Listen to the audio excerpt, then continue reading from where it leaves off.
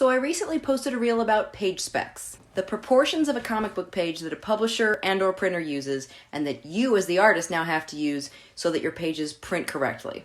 Okay, fine. How are you, the artist, supposed to use this information? I'll tell you. Comic book page specs come in the form of 3 separate dimensions, and these dimensions are the measurements for the 3 separate sections of a comic book page template.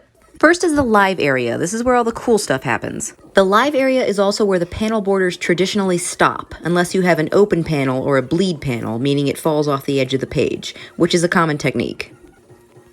The second section from the center is called the trim. This section represents where the printing machines are supposed to cut the page, but since comics are produced fairly cheaply, it's safer to assume your comic will be trimmed somewhere in this general area, which is why we have the third measurement, the bleed. The term bleed in comics essentially means where stuff extends off the edge of the page. This space is often left white or black by the artist. But if you do have art in this area, make sure it goes all the way to the edge so that even if your page gets trimmed very badly, it will still look intentional.